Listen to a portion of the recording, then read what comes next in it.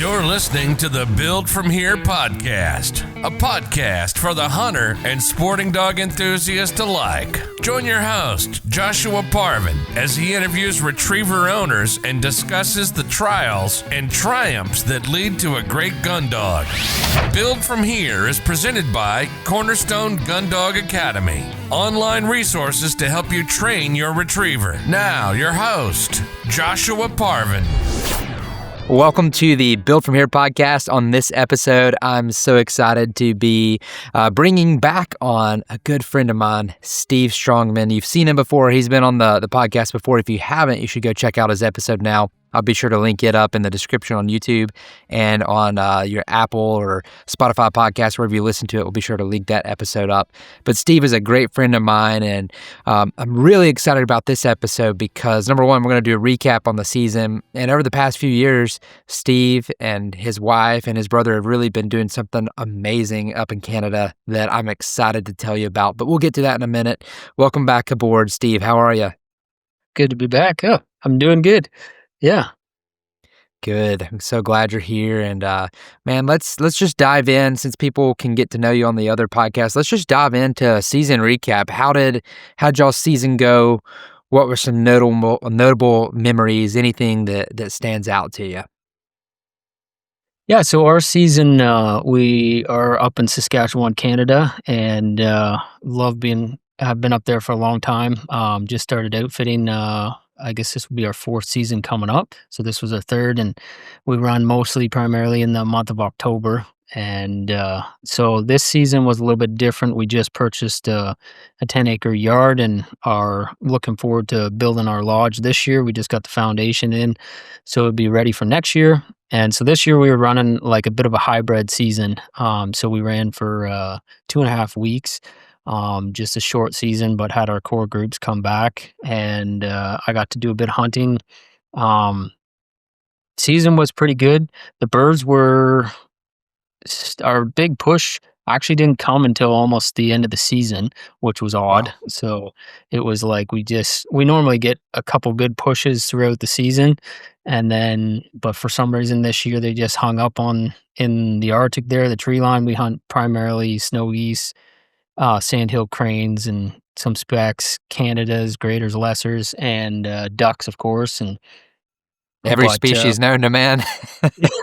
Pretty much, yeah. We had a buddy of ours was hunting a pond, and he was shooting diver ducks in the pond and shooting snow geese in the field. So it was you see a lot of different species, which is the amazing thing about Saskatchewan. So, but this year, some pretty good memories. Ellie, if you listen to our previous podcast, you know she's been the problem child, and we've had to work through a lot of issues, but Cornerstone got us not quite to the finish line, but she hunted a couple times last season, and then this year she was out on quite a few hunts. We got her 75 retrieves so far.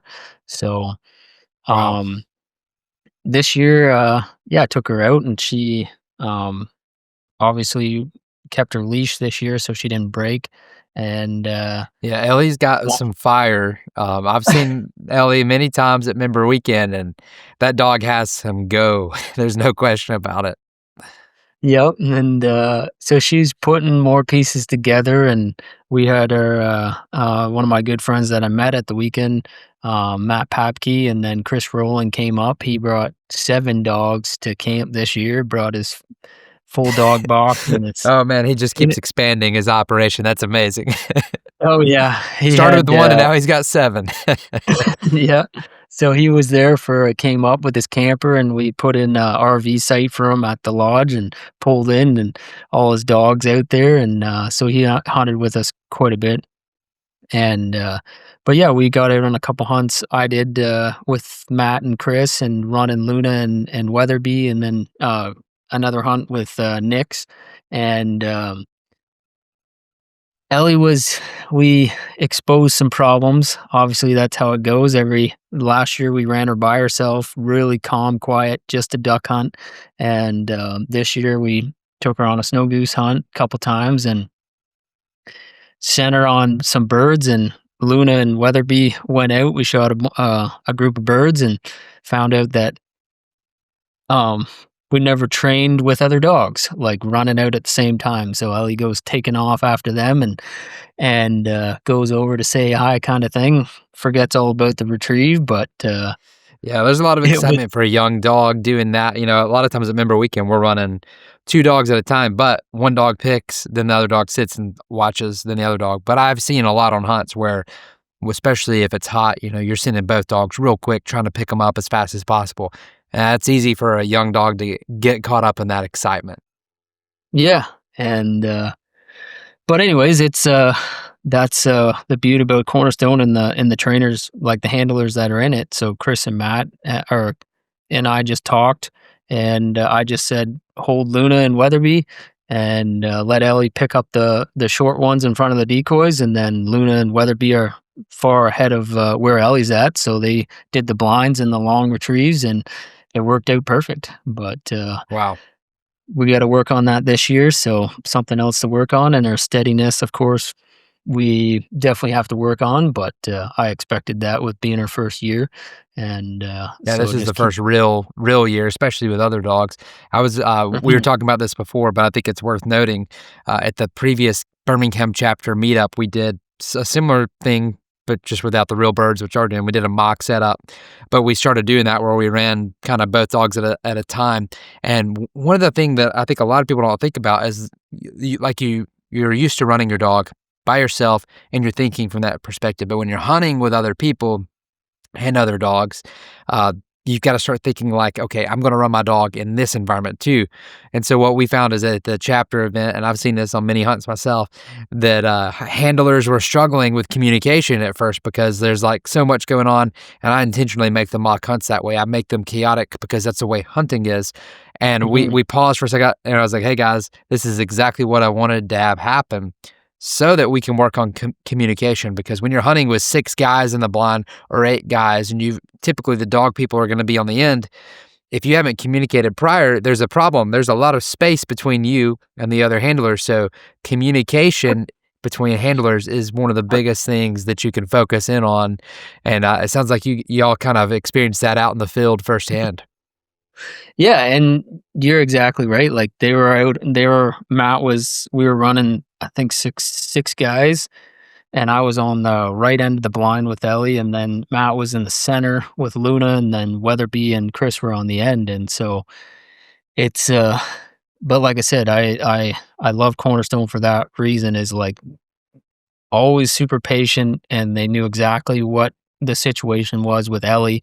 They knew it was like her first main year, and she was new, and Luna and Weatherby had got tons of retrieves so far, and so they just held them back, and Chris and Matt literally said, whatever you want, Steve, just let me know. And so it's but communication, like going forward, that's something that, like you suggest, or you just said, is I think we need to talk about, if we're running multiple dogs, where each dog's at and what type of experience they're looking for. Because I mean, you know yourself, on when you're hunting a new dog, it's like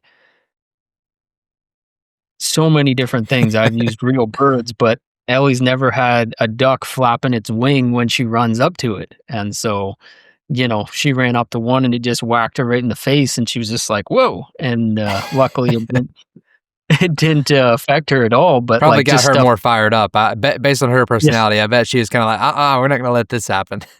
yeah. But she did pretty good. She's a little, it's something we got to work on too. She's a little like fresh killed birds. She's not super like excited to pick them up.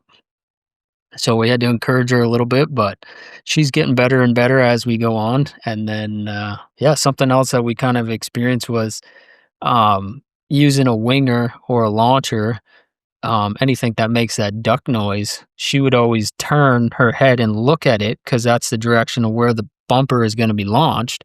And so when she was in the blind in the A-frame and the guys were blowing their duck calls, she would turn and look inside the blind instead of keeping her head out. And so that was something I never really thought of, like kind of like training repercussions going into hunting. So Yes. took her a little bit to figure it out, but then once she started to hear the birds or see them, like then she would stick her head out. But I was like, well, that's something we got to work on, is keeping our attention looking forward instead of looking at the duck call or whatever the duck noise is coming from. So yeah, That's amazing. I'm glad we're talking about all this, especially this time of year. There's probably a lot of people that are hunting dogs that are kind of going through some of these things. And that's the big thing. You do all you can before you go hunting. Then when you go hunting, you learn more and you pay attention to these things. So I always like to say that first season is really, the first real season, like where you're really getting after it. A lot of times the first season may be like a hunt or two, but when you're actually getting after your hunting multiple times, that's when you're starting to really develop your dog. And by that third season or second season, depending on if the first season was like one hunt or if it was multiple hunts, you said you got 75 birds under her belt. So a lot of experience now. Anywhere that 50 to 100 bird range is typically like a good place to be, where the dog things are clicking. So y'all are getting there. But for those hunters out there with dogs, like, those first few hunts, the first, multiple hunts, it may take you a while to get to 50 to 100 birds, but those first few hunts, you really those are things you just learn on the job. And the cool thing is you're prepared to respond to that so that you make your dog do well. But what you don't want to do is go and having these expectations. You want to have high standards, but your expectations need to be open to whatever happens, because we're always working toward the standard. And when you keep that in mind, instead of being disappointed, you're able to say, this is something easy to fix. Like, that's a very good lesson. A lot of people get those wingers, or they get the sounds out there and this is cool.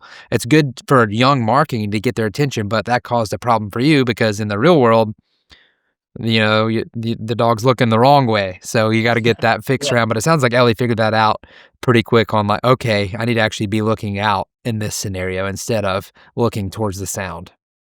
Yeah. And one of the things that I noticed too and you've talked about it multiple times in the podcast, is like your patience or your demeanor. And that's, the dog can feed off your energy. And one thing for me that I have to really work on is, because like, you're getting up at 4:00 in the morning, you're driving out, you're setting up all these decoys, you're tired.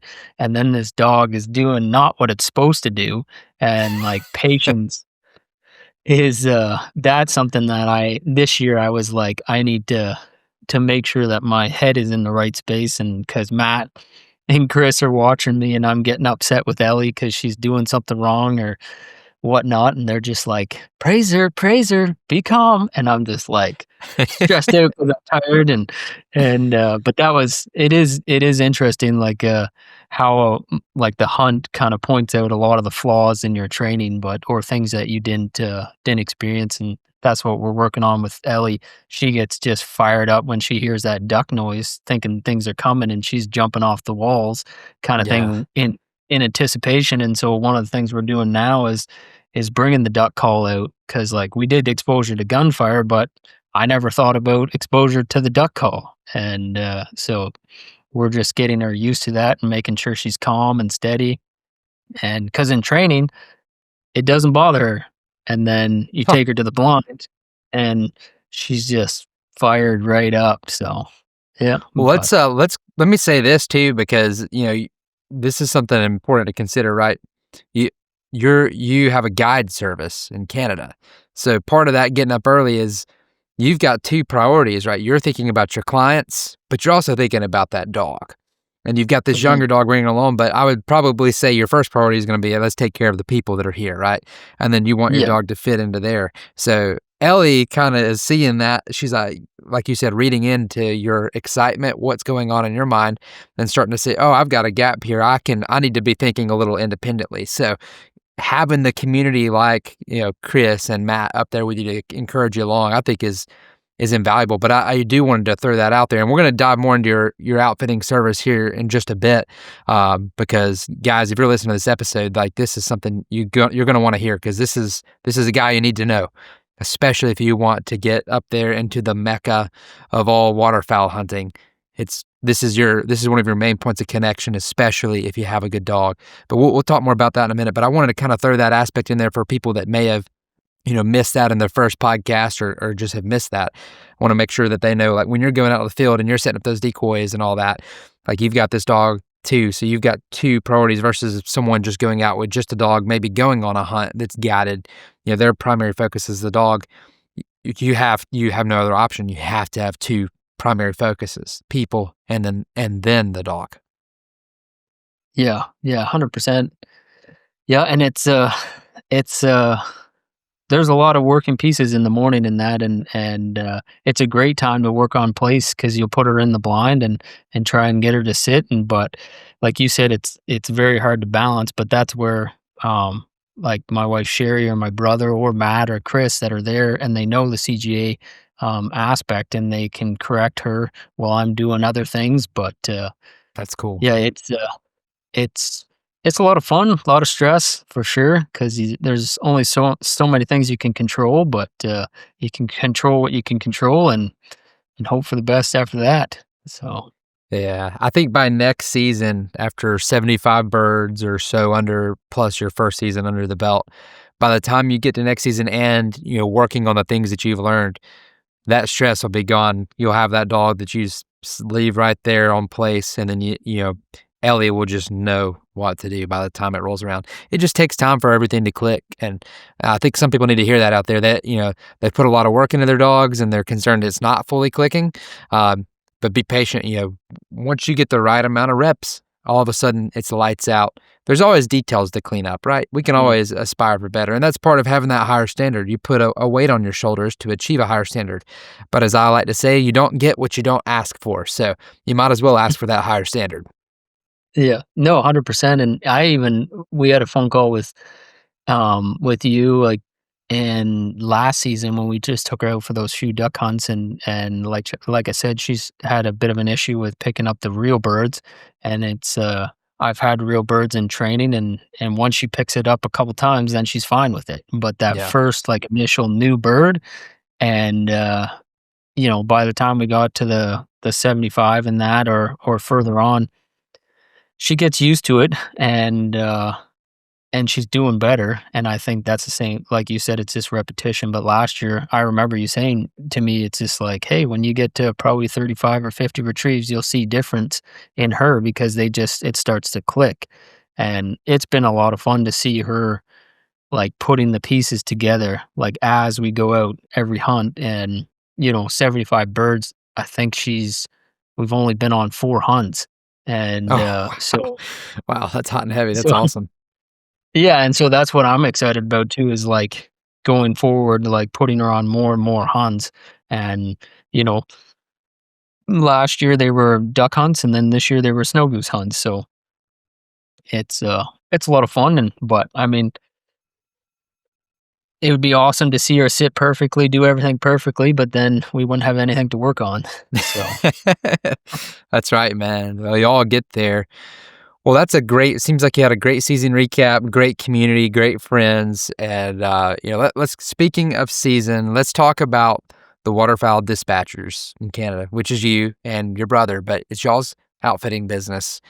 I kind of want to just go back, like why did you guys start this? What made y'all want to start this? And then let's kind of dive in, because I know we've got the new lodge coming for this coming year and a lot of pieces falling together that are going to be fantastic. So I think there's and a great value, all inclusive. We'll get to all of that stuff, but I want to go back to the heart, the vision behind this. Like, why did you start this? Like, what got you and your brother so fired up to start your outfitter?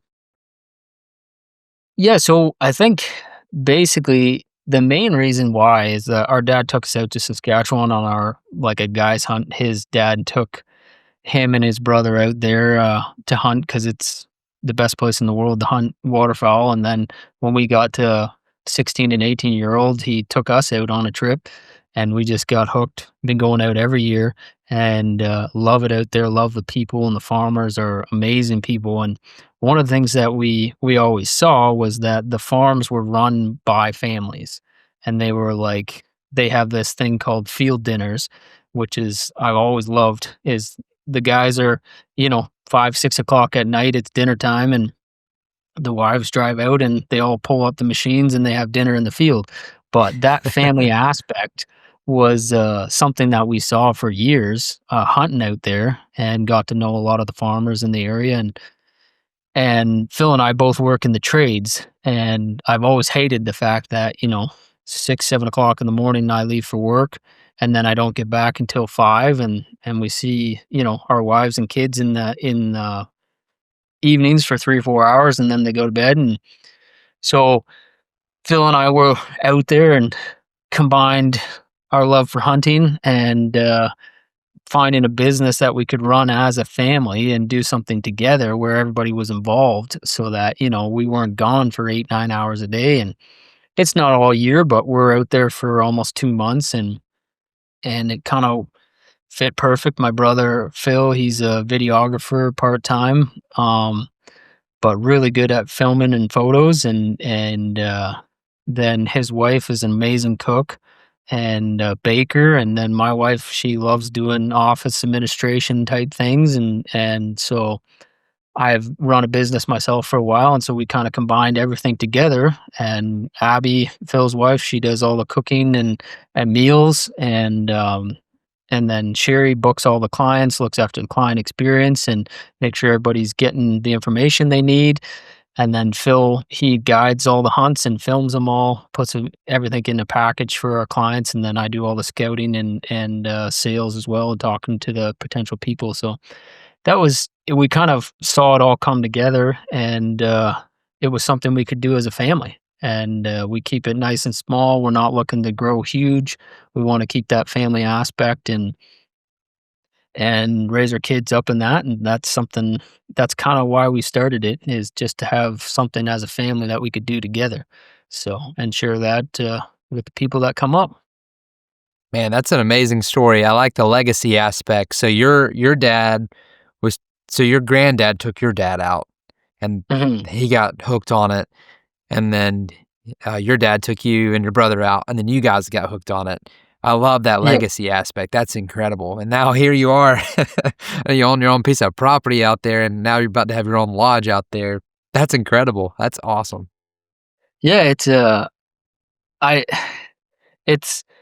so fun to, like you said, the legacy part, and then, my brother has 4 kids and 3 boys that are young, and I think they're all under 6 years old, and the boys are out there. And I say to people, if you don't like to see kids around or wives in camp when you're hunting, I was like, we're not the people for you. So the boys are, and the families involved, we go and pick them up, and, they're picking up decoys in the field and getting to know the clients, and that's something that we want to raise them up in it. And so I'm just hoping they hurry up so they can guide and clean all the birds for us, so it's a little less work. That's Cheap pretty labor. smart. Yeah, there you go. That's I love the family aspect though that y'all have going. I think that's a huge opportunity really in the waterfowl market, because being able to have your family up there, having that small tight knit operation, that is wonderful. So y'all been doing it, you said about 4 years is how long you've been doing outfitting, or at the recording of this episode? Yeah, 3 years or 3 seasons we've been outfitting, and we've grown it just small, and that's the way we wanted it. Like, we both have businesses back home yearly, and this is kind of our passion project, and so that's what we said. We're not going to rush out and just take anybody and everybody we possibly can. Grow it with the good people, and try and have repeat clients every year, so it makes it easy for us, and we get to know them really well. And the dog aspect is something that that part of it came when Sherry and I got our 2 dogs, Ellie and Diesel, and then got into Cornerstone. And I've told mostly everybody that came out, and I'm not sure if I told you, but like, I didn't grow up with dogs, and I never knew there was people that would go hunting like waterfowl, and they would put their gun down and not shoot all hunt and just run their dog. Like, that was a foreign thing to me, because like, I've only been around guys that are just fired up to kill ducks and to hunt. And I was just like, that's crazy. But, I went on all those hunts with Ellie this year and never pulled the trigger once, because Wow. I understand that. I'm like, hey, this is the main focus, and this is what it's about. And So that's where that passion came too. And I noticed that there is a lot of, especially with the Cornerstone going to the members' weekends, which is a huge help for us, is that there is a lot of people that spend an enormous amount of hours training their dogs. And then, they struggle to find places that they can go and actually put everything they've trained for into real world situations in hunts. And so that's what I talked to my brother and my wife, and we said we got to make a place, like a part of the season at least, for dog owners and our handlers and their dogs to come and see their work pay it off and be accommodating for specifically that. And we've had quite a few dogs come up, and my brother, who guides all the hunt, he loves it, because if there's no dogs, he's running, 100 times out of the blind, picking up Wow. birds and trying to do everything. And he said, when there's, 2 or 3 dogs in the blind, I just sit there and call the shot. He's like, I love it. So, Man, a good dog makes the hunt so much better. I feel like you kill more birds with a good dog, right? mhm, I do know, it's times, those hardcore killers can think, oh, we're missing some birds, right? Especially if you just shoot a volley of birds and now you're picking and there's more on the way, but the dogs are out. That can make you think, oh, we're going to miss some birds. But the reality is, if you've got well-trained dogs and people that know how to handle them, you are so much more efficient than having dudes walk mhm, out there. The dogs are just so much faster than some dude in some overalls or some heavy boots. It just takes forever to get out there, especially when birds are selling out there a couple hundred yards. A nice retriever can cover that ground extremely fast. I do want to talk about that for a second, about the accommodations that you guys are doing with the dogs, because I think, especially for a lot of you guys listening to the Built From Here podcast, like, if you've got a dog that you're really wanting to get out there and prove that it's trained, you want to put it on birds, or maybe you don't have a lot of birds where you hunt. Maybe we talked about that earlier, that 50 to 75 bird number is where you want to be reasonably quick, because it's going to help you get more birds and more experience under your dog's belt, which is going to help it click better. That's something that we could probably have with you guys, have an experienced dog in the blind and maybe one of those up and coming dogs in the blind, and coordinate all that. Especially if you go as a Cornerstone group, you can get up there and hunt with you guys and get your dog the birds that it needs, because y'all are in prime location. Now, let's talk about that for a second, but then I want to kind of tie back to how you guys hunt and the value that you guys provide. But that's something I think that could be worth going. So if you're like, man, it's going to take me forever to get to those 50 birds, well, it doesn't have to. Go hunt with Steve and his group, and you can probably get your 50 birds by the time you head back home for the one dog. So I think that's a good thing that you guys are doing there. mhm. Yeah, and one of the things, going back to picking up the birds, that is, I don't hunt many other places, so I'm not sure how it works, but in Saskatchewan, we've actually, like, the game wardens, they'll pull up on a field if they see you hunting, and they'll watch, and it's called a reasonable amount of time, where you have to go and pick those birds up, and they're pretty sticky on it. And that's what my brother loves, is because, like, he can send those dogs, even if the birds are coming really quick. The dogs just run out, out of the dog door of the blind, and just in the decoys, he can pick up all those birds, and basically nobody gets out of the blind. And so it's a big help there. And like you said, he's a lot slower than a lot of dogs running back in 300 or 400 yards. And Saskatchewan's pretty flat, so if they're coming, they can see that. And we've noticed that a dog doesn't really bother them if they're coming in. So 100%. it's a Yeah. lot of fun, the dogs. It really, a lot of the places that I've hunted, it really just depends. Like, sometimes we get repeat volleys. If the birds are dead in the decoys, that's not something to worry too much about, right? Because they're not going anywhere. But if you've got one that's wounded, that's the case where there is Mm. no time to wait. You need the dog out there immediately, because a bird can get away. I have seen one time a bird was shot, landed out there, ended up the dog almost got to it, and then it just took off and flew off again. So I don't know what ended up happening, but it did fly. Like, it didn't land again. So who knows? Maybe it flew another couple of miles and then landed. But having the dogs to get out there quickly, I think is a good thing. And especially, like you said, hey, if the people are watching, we gotta make sure we do it right. But even if they're not watching, we still want to be ethical. And if you shoot a bird, you want to pick it right. You want Mhm. a bird in hand and on the ground is better than 20 out there that may end up flaring off. You want to make sure that you get all that you pick up. all that you shoot. Yep. Yeah, and they find them a lot easier, and, like, running out after a wounded bird, as a person, you're a lot less likely to get it because that dog will be on it so quick, and even if it takes off a little bit, it'll I've seen dogs jump and grab them out of the air where not many guys are getting that close and jumping them and jumping and No, grabbing them out of the air.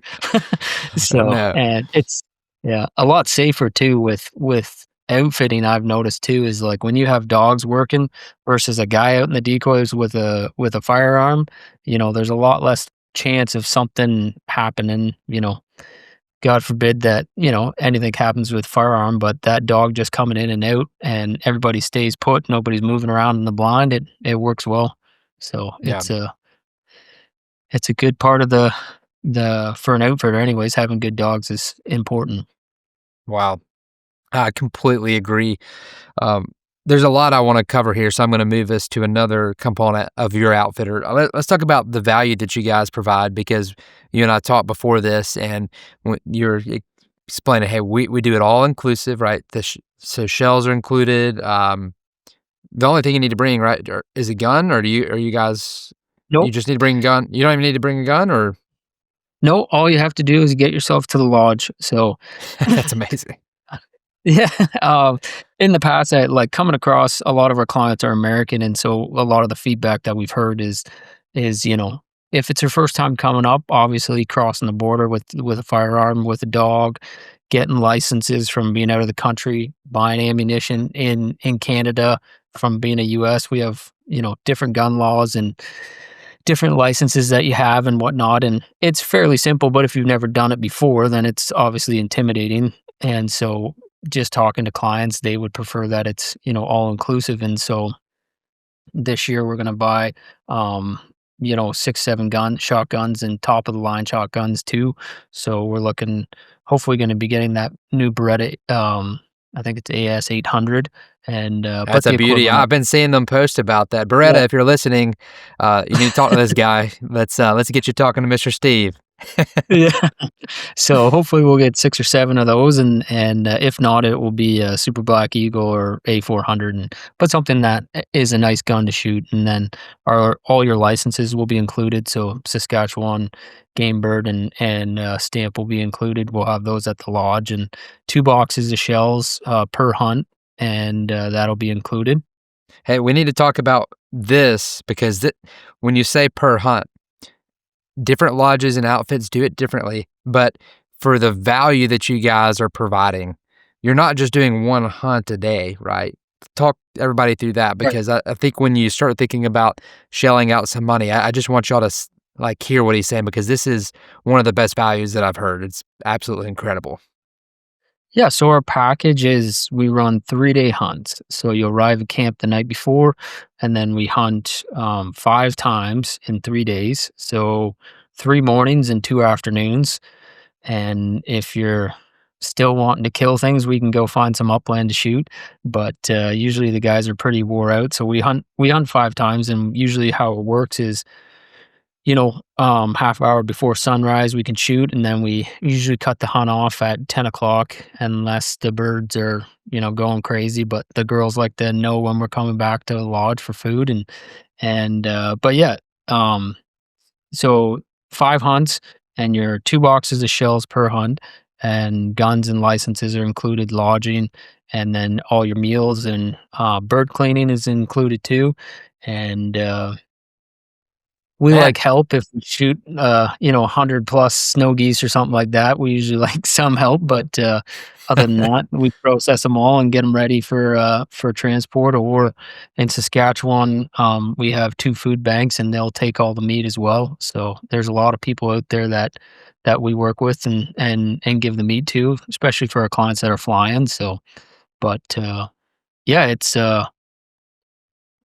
we try to add as much valuable as possible. And something I always forget is that, especially dog owners, is that the hunts are all filmed.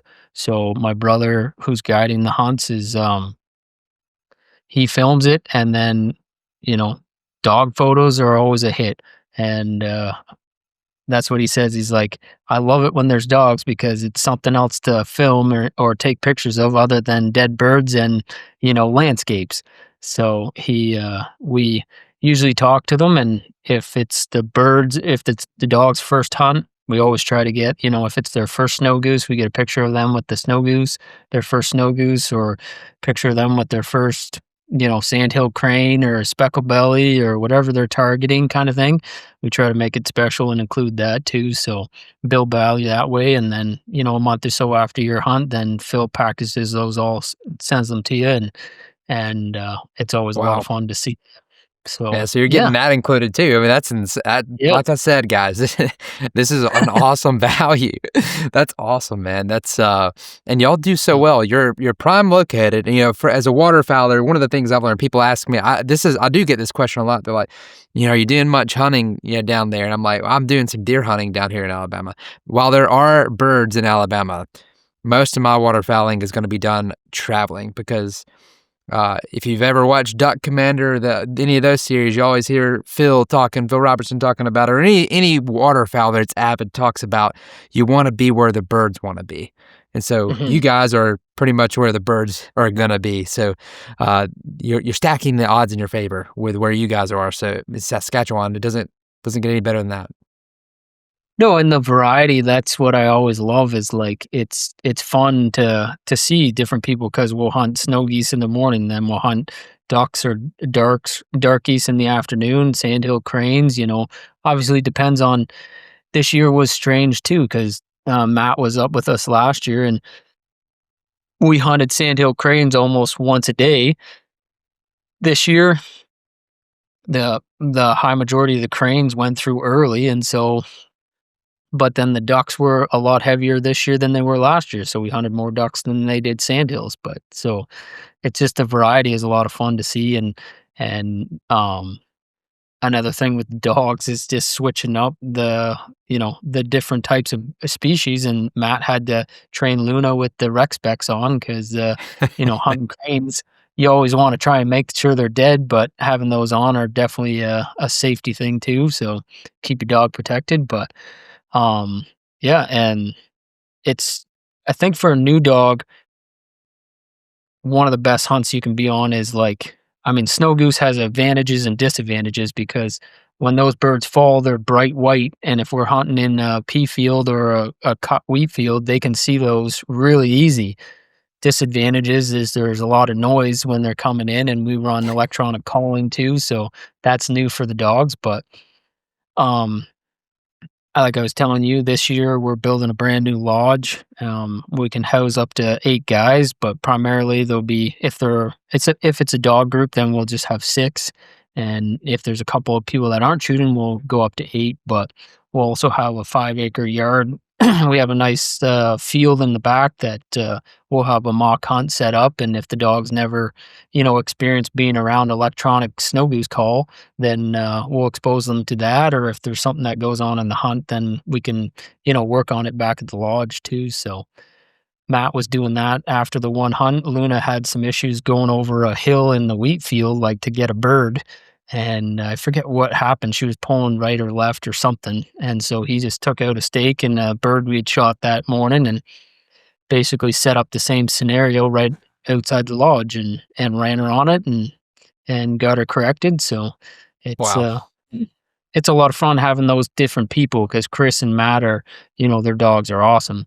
And so having Ellie, they're giving me instruction and we're running through different scenarios. So it's a lot of fun. Man, I mean, this is awesome. So you got, guys, if you're listening to this, you've got to October to get your dog ready to go hunt with Steve? Is that when your season gets rolling? So you better get to work. You better get to work and call Steve and get your dog out there. If you're a Cornerstone member, by the way, just reach out to Steve. There's a special deal set up for you guys for Cornerstone members, and we're gonna put up your stuff in the description there.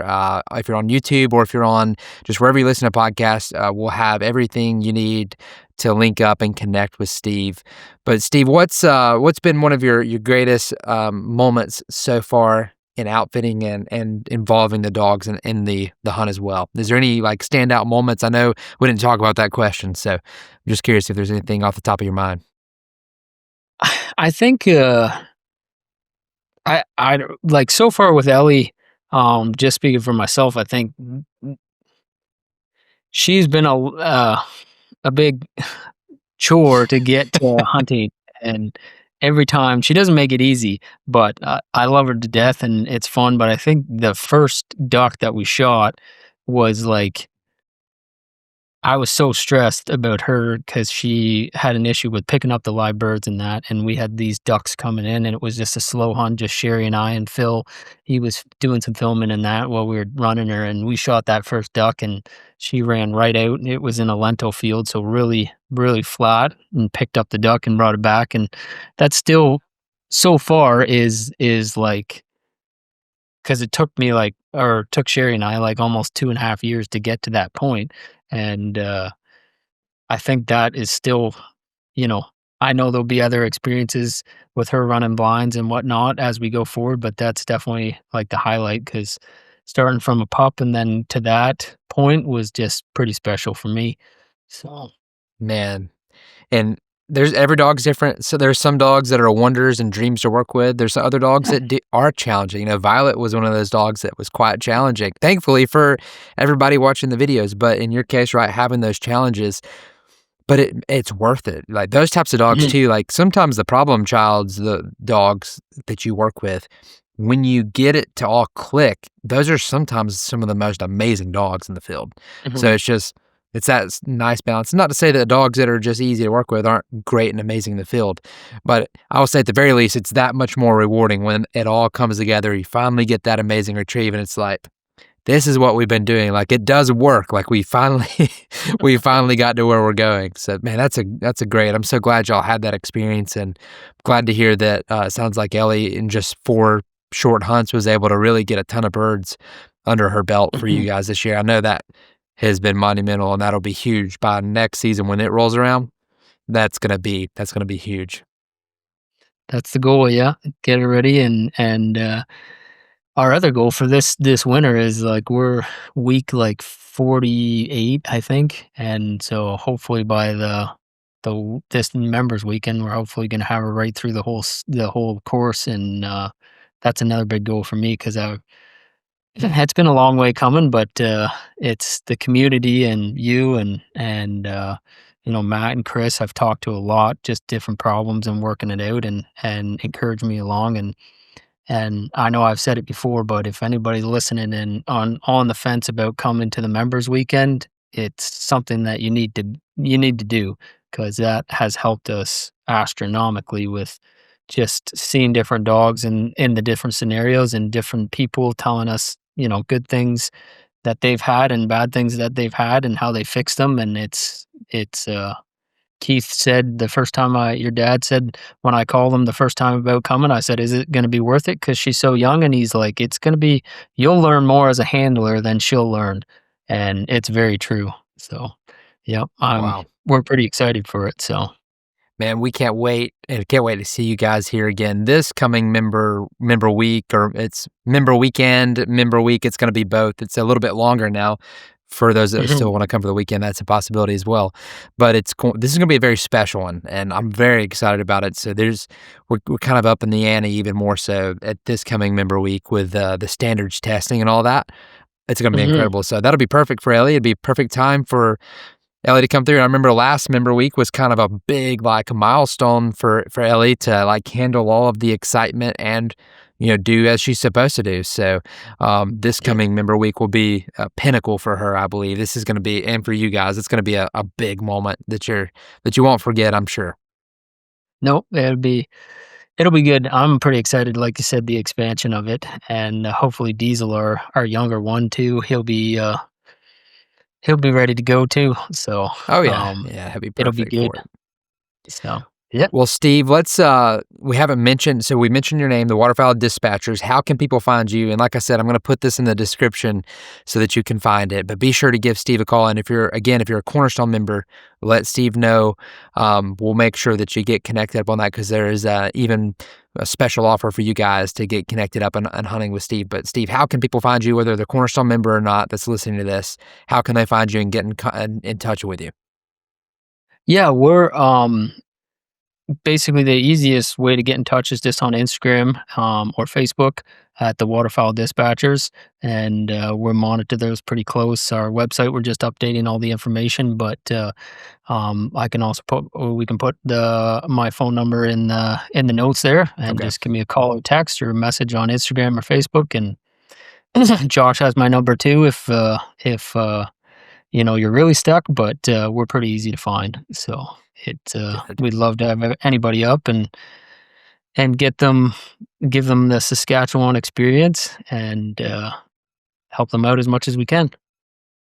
Well, Steve, that sounds great. I know I'm excited for next year. I can't wait to see some of the pictures and videos that are going to come out of next season for you guys, especially for the Cornerstone members that make it up there. And, I'm sure Chris and Matt will be making their way back up there again. And then hopefully I'll be making my way up there as well. But I just want to say thank you for hopping on this episode. And, man, we're excited for what you guys are doing. I'm excited for your passion and the legacy and the family traditions that you're carrying on and the way that you're doing it, right? It's a very family-friendly environment, so that's a big component too. So if that's what you're looking for, like this family-friendly, like this is going to fit you guys really well. So, but excited that y'all are doing that because it's much needed out there. We so love what you guys are doing, man. Well, thank you very much and for everything that you guys done, and I love being a part of the Cornerstone community for sure. So thanks for listening to the Build From Here podcast. To learn more about retriever training or our podcast, visit cornerstoneGunDogAcademy.com/podcast.